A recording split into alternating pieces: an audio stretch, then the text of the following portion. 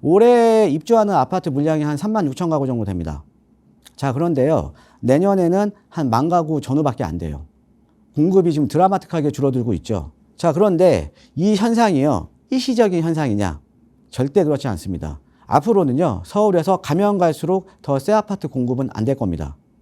예, 그러니까 새 아파트 공급이 안 된다는 것은 어떤 의미냐면 내가 서울에 청약을 받거나 내가 아파트를 받기는 상당히 어렵다라는 거죠. 예, 그만큼 청약 가점에 대한 커트라인도 훨씬 더 높아질 거고요. 예, 그 이유를 제가 한번 설명을 드릴게요. 자, 이게 이제 입주 물량인데 서울에 수요와 공급이 딱 맞아떨어지는 입주 물량이요. 한 해에 한 46,600가구 정도로 지금 예상을 합니다. 예, 그런데 올해 같은 경우에는 지금 한 36,000가구 정도가 공급이 됐거든요. 그런데 내년에 확 떨어져요. 그래프 보면 확 떨어지죠. 그래서 27년도에 조금 반등했는데 반등해도 지금 15,000가구 이하입니다. 기존에 공급된 거 양보다 훨씬 더 줄어들죠. 그런데 앞으로 이게 지속적으로 이렇게 줄어들 거예요. 자, 그 이유를 한번 설명을 해드릴게요. 우리가 서울에 아파트 공급에 대한 역사를 한번 살펴보면, 자, 우리가 1970년대 같은 경우는 강남을 개발하면서 강남에 택지로 개발하면서 대규모로 아파트를 공급을 해줬죠. 자, 그 다음에 1980년대 들어서 여러분들 잘 아시는 노원 쪽에 뭐 상계주공이라든가 이런 상계 택지지구가 개발이 되면서 대규모로 아파트 공급을 해준 거 아닙니까? 그 다음에 그 당시에 대표적으로 상계동과 목동 신시가지 택지를 이제 공급을 해주면서 대규모로 아파트 공급을 해줬어요. 예, 그래서 과거에는 서울 도심에 강남이라던가 상계동, 중계동, 하계동, 그 다음에 목동 이렇게 대규모로 주택 공급을 할 수 있는 택지들이 상당히 많았다라는 거죠. 자, 그러면서 이제 1970년대 강남 개발, 1980년대 아까 목동이라든가 이런 지역 개발, 그 다음에 2000년대 들어서 어디가 개발됐습니까? 그 대규모 택지가 아닌 소규모 택지들. 그래서 대표적인 데가 지금의 상암동. 여기가 예전에 그 쓰레기 매립장이었잖아요. 그 다음에 강동구의 강일동. 그 다음에 여러분들 잘 아시는 마곡지구. 그 다음에 송파의 장지지구. 그러니까 지금 파인타운 아파트 있는 소규모 택지가 남아있던 지역들이 다 개발이 끝났습니다. 자, 그럼 어떤 의미냐? 이제는 서울 도심에 택지를 통한 주택 공급은 이제 끝난 거예요. 택지 없습니다. 그러니까 예전에는 택지 플러스 이 정비 사업 이렇게 투트랙으로 대규모로 아파트를 공급을 해줬는데요. 이제는 택지가 없다라는 거죠. 자, 그럼 이제 앞으로는 정비 사업 외에는 대안이 없는 겁니다. 그러니까 즉 재개발 재건축 물량밖에는 대안이 없어요. 그런데 중요한 거는 이 정비 사업 물량도요. 지금 자연적으로 지금 감소하고 있습니다. 자, 어떤 내용이냐면 조합 사업이라는 건 뭐예요? 우리가 재개발 재건축은 조합을 결성해서 조합 사업으로 가는 거잖아요. 이 조합 사업의 가장 큰 목적은 뭐예요? 아파트 공급? 아닙니다. 조합원의 이익이 보장이 돼야 되죠. 조합원의 철저한 이익이 보장이 돼야 우리가 개발을 하는 거 아닙니까? 그래서 조합원의 이익이 가장 중요합니다. 그러니까 지금도 계속적으로 지금 민간에서 재건축 초과이익 환수제 풀어라 하는 이유가 조합원의 이익이 보장이 돼야 재건축 속도가 빨라질 거 아닙니까? 그렇죠? 그런데 우리가 재개발 재건축을 보면 일반적으로 사업성이 높은 지역이 먼저 진행을 하는 거예요. 자, 예를 들어 드릴까요? 우리가 강남도요. 강남권에 보면 지금 5층짜리 재건축 어디 남아있는 데 있습니까? 다 끝났어요. 예, 개포 시형부터 주공 1단지부터 4단지 끝났고 다 입주했잖아요. 자, 그 다음에 송파에 남아있던 5층짜리 재건축이 어디 있었냐? 우리가 예전에 가락시형, 지금의 헬리오시티 끝났죠. 그 다음에 강동의 고덕주공 다 끝났죠. 지금은 저층 재건축은 끝났어요. 그럼 지금 남아있는 거 뭐냐? 여러분께서 알고 있는 재건축 한번 생각을 해보세요. 다 중층 재건축입니다.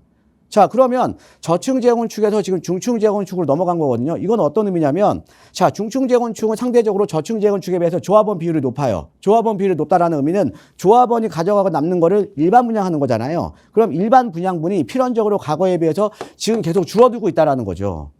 자, 그러니까 뭐냐? 재개발이나 재건축 같은 정비 사업은 간단하게 다시 한번 정리를 해드리면 조합원의 이익이 가장 중요하다. 그래서 일반적으로 사업성이 높은 지역이 간다. 사업성이 높은 지역이 어떤 지역이냐? 일반 분양분이 많은 지역들. 그래서 재개발이나 재건축도 과거에 보면 일반 분양이 많았던 지역들이 거의 다 진행이 됐다라는 거죠. 그럼 지금 남아있는 재개발 재건축은 어떤 지역이냐? 과거에 비해서 조합원 비율이 현저하게 높은 지역들이라는 거죠. 즉 일반 분양분이 점점 줄어들 수밖에 없는 겁니다. 그러니까 이게 자연적으로 지금 이제 감소를 하고 있는 거죠. 자, 거기에다가 전임 시장이셨던 이제 박원순 시장께서 이제 뉴타운 출구 전략으로 인해서 정비 사업이 상당히 많이 축소가 됐어요. 그렇죠? 그 다음에 또 하나가 외부적인 변수가 생긴 겁니다. 사업비가 폭등을 해버렸어요. 사업비가 폭등을 하니까 지금 정비 사업지마다 지금 공사비와 관련해서 분쟁이 없는 데가 없잖아요. 예, 공사 중간에 멈추기도 하고요. 자, 그래서 인허가하고 착공이 계속적으로 지연이 되고 있고 사업비가 폭등을 했어요. 지금 뭐냐? 우리가 들어가는 비용은 많이 늘어났는데 만약에 들어가는 비용 대비해서 아파트 가격이 상대적으로 낮은 지역들이 있죠. 조합원 입장에서는 이익이 중요한데 내가 비용은 더 들어가. 그런데 내가 받는 아파트의 가치는 지금도 현저하게 낮아. 즉 이익이 안 생겨. 이런 지역들은 앞으로 진행을 하겠습니까? 안 하겠습니까? 안 하는 거예요. 못 하는 거죠. 안 하는 게 아니라 못 하는 겁니다. 왜? 조합원의 이익이 보장이 안 되니까. 즉 그래서 사업비가 폭등을 하면서 정비사업에 대한 사업성이 저하가 되면서 우리가 갈 수 있는 지역은 제한돼 있다. 즉 선별적으로 진행이 가능하다. 모든 지역이 이제 재개발 재건축이 가능한 게 아니다. 들어가는 사업비는 똑같습니다. 네, 공사비가 올랐더라도 이 오른 공사비는 똑같아요. 지역과 상관없이. 그런데 입지에 따라서 내가 받는 아파트의 가치가 틀려. 이게 바로 프리미엄으로 형성이 되는 겁니다. 그래서 서울에 뉴타운 쪽에 이제 프리미엄을 보면 한남 뉴타운 같은 경우는 가장 높죠. 15억 전후. 왜? 한남 뉴타운은 아까 제가 말씀드렸잖아요. 천원채평 기준 50억 이상 무른 지역이라고. 자, 그 다음에 노량진 뉴타운은 10억 전후. 예, 여기 또 한강변 라인 같은데. 그 다음에 부가현 뉴타운은 이거보다 낮은 8억 전후. 그 다음에 신길 뉴타운 같은 경우는 6억 전후. 그 다음에 상계 뉴타운은요, 1억 전후. 지금 뭐냐? 만약에 상계 뉴타운 쪽에 투자하시는 분들은 시간을 투자했는데 내가 프리미엄이 1억도 안 붙은 거예요. 이건 뭐냐? 투자 실패하신 겁니다. 예, 손해예요, 손해.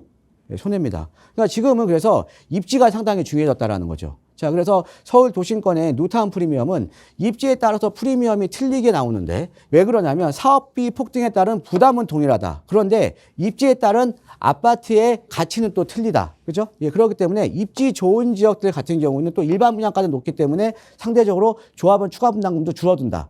예, 그래서 우리가 입지 좋은 지역에 내가 투자를 하셔야 되는 거죠. 그래서 어떤 의미냐? 지금 아파트 시장 양극화가 상당히 지금 벌어지고 있죠. 그런데 아파트 시장 양극화뿐만 아니라 여러분들 재개발 시장도 지금 양극화가 일어나고 있다. 아까 프리미엄 보셨잖아요. 그러니까 지금 재개발이 중요한 게 아니에요. 재개발을 하는 게 중요한 게 아니라 내가 입지 좋은 지역에 투자를 해놔야 내가 시세 차익을 내가 크게 거둘 수 있는 거예요. 재개발이 중요한 게 아닙니다. 어떤 입지냐가 중요한 거죠. 예, 그래서 그렇게 이해를 하셔야 될 것 같고요. 그래서 제가 오늘 왜 이거를 제가 말씀을 드리냐면 2017년도, 18년도만 하더라도 서울의 중급지 기준으로 우리가 아파트 투자하더라도 갭 투자가 1억 정도면 가능했었어요. 1억 이하로. 그래서 보통 우리가 다른 데 전세 살다가 아파트에 갭 투자 시켜놓고 내가 전세 빼서 그 아파트로 가는 게 일반적이었잖아요. 자, 그런데 지금 이런 중급지 같은 경우에도 지금 이제 투자를 하려면 아파트 가격이 많이 상승을 하면서요. 지금 갭 투자 금액으로 중급지 기준으로 6, 7억 정도가 들어갑니다. 자, 그러니까 갭이 많이 벌어지면서 이런 류의 어떻게 보면 내 집 마련에 대한 공식이 이제는 불가능하다라는 거죠. 자, 그러면 어차피 서울은 지금 재개발 지금 상당히 활성화되고 있잖아요. 예, 어저께도 지금 11개 구역이 지금 이제 신속통합계 후보지로 선정된 것처럼 재개발을 지금 많이 해야 돼요. 그래야지 아파트 공급합니다. 그러니까 우리는 어떻게 투자하셔야 되냐면 과거의 정비사업은 재개발, 재건축하고 상당히 좀 단순화되어 있어요. 그런데 정비사업별 법정 요건에 맞는 지역은 그래서 무조건적으로 개발되는 겁니다. 그래서 어떤 거냐? 우리가 모아타운 같은 경우는 20년 57%, 그 다음에 신속통합기획 같은 경우는 30년 60%, 그 다음에 역세권 개발 같은 경우는 30년 60%에 역방권 350m 이내. 이런 법정 요건이 맞는 지역은 무조건 재개발로 지정이 돼요. 재개발로 지정이 됐는데 중요한 거는 우리 시청자님께서 투자하는 입지에 따라서 내가 나중에 기대할 수 있는 프리미엄이 다르다라는 거죠. 프리미엄 자체가. 그러면 개발 초기 때 또 이런 재개발 재건축 같은 경우는 즉 후보지로 선정이 되거나 후보지로 지정이 됐을 때가 가장 많이 오르거든요. 그래서 그전에는 1억 투자했다가 1억은 내가 투자해 놓고 근데 이런 지역이 후보지로 선정이 됐다. 그럼 뭐 3, 4억으로 금방 올라버려요. 아까 뭐 한남 1구역 같은 경우에도 지난 연말만 하더라도 한 6억 투자, 7억 투자가 가능했던 지역이 한순간에 지금 10억이 오른 거잖아요. 그죠? 예, 그러니까 입지에 따라서 오르는 폭이 다르기 때문에 좋은 입지, 그러니까 우리가 법정 요건이 충족이 되고 노후도 요건이 충족이 되고 좋은 입지에 내가 선점을 하게 된다면 이런 지역들은 필연적으로 서울에 개발할 만한 땅이 없기 때문에 이런 지역들은 먼저 개발된다라는 거죠. 먼저. 그럼 사실은 내가 서울에 지금 내 집 마련을 하기가 너무 어렵잖아요. 그래서 요즘은요 이렇게 좋은 입지에 선점해서 법정 요건이 충족된 지역에 먼저 선점을 해놓고 나중에 내 집 마련에 대한 기회를 갖는 이런 투자자들이 상당히 많이 늘어나고 있다는 거죠. 자, 거기다가 세제적인 혜택도 지금 상당히 많아졌잖아요. 어떤 혜택이냐? 자, 예전 같은 경우는 우리가 공시가격 1억 6천 이하, 1억 6천 이하만 아파트 청약할 때 무주택 인정이었는데 지금은 이제 주택 공급에 관한 규칙이 바뀌면서 내가 아파트 청약할 때 공시가격 5억 이하의 비아파트, 그러니까 빌라 같은 경우는요. 아파트 청약할 때 무주택 인정이에요. 그러니까 내가 청약은 계속 하더라도 내가 빌라를 갖고 있더라도 그 아파트 청약할 때는 무주택으로 인정을 해준다라는 거죠. 자, 그럼 내가 이런 개발 가능한 지역에 소액으로 묻어놓고 난 또 확률은 낮지만 아파트 청약은 계속 할 수도 있는 거잖아요. 그렇죠? 예, 그래서 여러분들 이제는 시장이 변했습니다. 그 다음에 아파트 가격도 많이 뛰었어요. 그래서 지금은 소액으로 내 집 마련을 하시려면요. 서울에 재개발될 만한 지역에, 입지 좋은 지역에 소액으로 선점해 놓으시면 시간이 해결을 해 줄 겁니다. 예, 이상입니다.